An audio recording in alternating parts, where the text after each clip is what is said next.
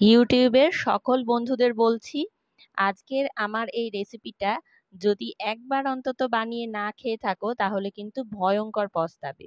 মানে সয়াবিনের আর যে সমস্ত রেসিপি খাও না কেন, যদি এইটা না খাও তাহলে আর কি বা খেলে।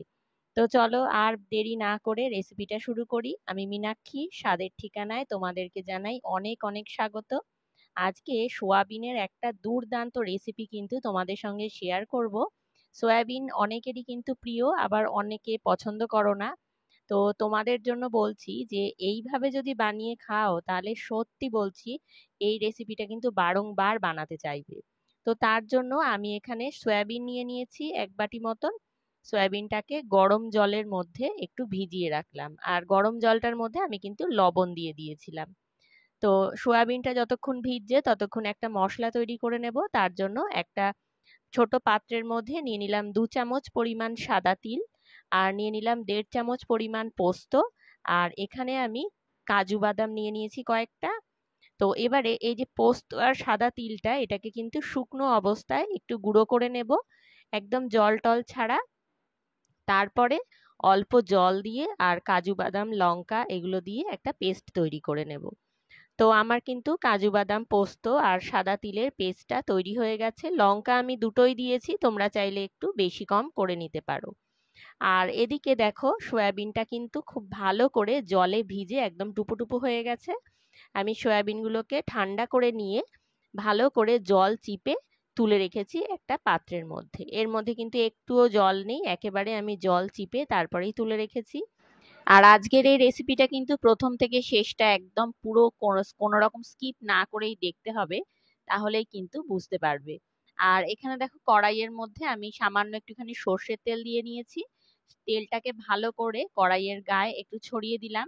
এবার এই কড়াইয়ের মধ্যে দিয়ে দেব ওই যে জল চিপে রাখা সোয়াবিনগুলোকে তেলের মধ্যে হালকা একটু ভেজে নিতে হবে। আর এই সোয়াবিনগুলো ভাজার সময় কিন্তু একেবারে তেলটা খুব ভালো করে গরম করে নিতে হবে। মানে একদম কম ফ্লেমে হবে না, তাহলে কিন্তু এই কড়াইয়ের মধ্যে এই যে সয়াবিনগুলো সেগুলো লেগে যেতে পারে। সেই জন্য তেলটা ভালো রকম ভাবে গরম করে নিতে হবে। তো দেখো এগুলো ভাজা হয়ে গেছে। তো একটা বড় পাত্রের মধ্যে আমি সমস্ত সোয়াবিনগুলোকে, মানে ভেজে রাখা সোয়াবিনগুলোকে নামিয়ে নিলাম। ভেজে নেওয়া মানে একেবারে যে অনেকটা তেলে ভাজতে হবে তা কিন্তু নয়, অল্প খানিকটা তেলে একটু বেশ হাই ফ্লেমে ভেজে নিতে হবে। তো দেখতেই পাচ্ছ এগুলো কিন্তু বেশ ভাজা কমপ্লিট হয়ে গেছে। এবারে আমি মিক্সিং জারের মধ্যে সয়াবিনগুলো দিয়ে এগুলোকে একটু গ্রাইন্ড করে নেব। মানে একেবারে যে মিহি বাটা সেরকম করব না, একটু দরদরা মতন থাকবে। মানে খুব একটা মিহি হবে না, একটু দরদরা মতন থাকবে, এরকম অবস্থায় কিন্তু আমি নামিয়ে নিয়েছি। এবারে এই যে বেটে নেওয়া যে সোয়াবিনগুলো সেগুলোকে এবারে আমি ট্রান্সফার করে দিচ্ছি একটা বড় টিফিন বাটির মধ্যে। একটা বেশ বড় সাইজের টিফিন বাটি নিয়ে নিয়েছি, তার মধ্যে সমস্ত সয়াবিনগুলোকে দিয়ে দিলাম। এবারে একে একে এর মধ্যে মশলাপাতি যা দেওয়ার দেব। প্রথমেই দিয়ে দিচ্ছি কাজু পোস্ত আর তিল বাটা। এরপরে আমি এখানে দেখো টক দই নিয়েছি 3 চামচ মতন। টক দইটাকে ভালো করে ফেটিয়ে নিয়েছিলাম, এবার সেই টক দইটা এর মধ্যে দিয়ে দিচ্ছি। আর এই রেসিপিটা কিন্তু সম্পূর্ণ নিরামিষ হতে চলেছে, একেবারেই নিরামিষ, এর মধ্যে কোনো রকম পেঁয়াজ রসুন যাচ্ছে না। এখন আমি এর মধ্যে দিয়ে দিচ্ছি স্বাদ মতন লবণ, দিয়ে দেবো হলুদ গুঁড়ো, আর দিয়ে দিচ্ছি লঙ্কার গুঁড়ো।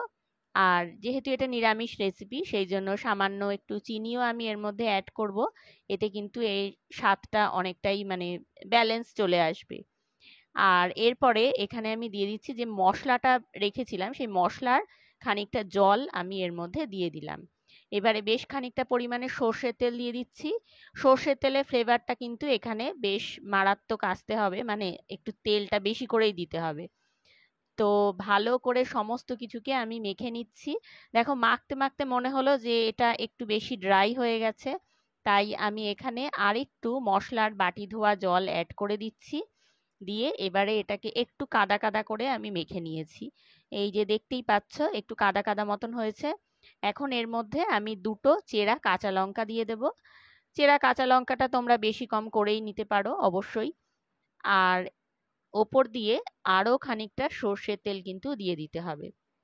ওই যে বললাম সর্ষের তেলের ফ্লেভারটা কিন্তু বেশ স্ট্রং থাকবে এই রান্নাটার মধ্যে। এবারে টিফিন বক্সের ঢাকনাটা বন্ধ করে দিলাম। আর এদিকে একটা কড়াইয়ের মধ্যে জল দিয়েছি, একটা যে কোনো স্ট্যান্ড দিতে পারো, আমি এখানে একটা পাত্র দিয়েছি, একটা বাটি ছোট, তার ওপরে টিফিন বাটিটা বসিয়ে এটাকে একদম হাই ফ্লেমে ভাপিয়ে নিয়েছিলাম মিনিট 15 থেকে 20। একদম হাই ফ্লেমে, দেখতেই পাবে যে জলটা কতটা কমে গেছে। দেখো জলটা কিন্তু অনেকটা কমে গেছে, অনেকক্ষণ এটা ভাপানো হয়েছে। এবারে নামিয়ে সম্পূর্ণ ঠান্ডা করে নিয়েছি। আর ঢাকনা খোলা মাত্রই একটা অপূর্ব গন্ধ এসে কিন্তু তোমার নাকে ধাক্কা মারবে। তো এই একটা রেসিপি, আর তার সঙ্গে 1 প্লেট গরম গরম ভাত, ব্যাস আর কোনো কিছুর দরকার হয় না। এত সুস্বাদু এটা খেতে যে কি বলবো। আর তোমরা অবশ্যই কিন্তু এটা সর্ষের তেল দিয়েই খাবে, মানে পরিবেশনের সময়ও বেশ খানিকটা পরিমাণ কাঁচা সর্ষের তেল ওপর থেকে ছড়িয়ে দিতে হবে, তাহলেই কিন্তু এটার টেস্টটা অনেকটা বেড়ে যাবে। তো কেমন লাগলো বলো কমেন্টে একদম কিন্তু জানাতে ভুলো না। আর যদি ভালো লাগে তাহলে লাইক কিন্তু অবশ্যই করো, পরিচিতদের সঙ্গে শেয়ার করো। আর নতুন বন্ধুরা যারা আছো আজকে দেখছো প্রথমবার, তাদেরকে বলবো প্লিজ আমার চ্যানেলটা সাবস্ক্রাইব করে দিও। Thank you.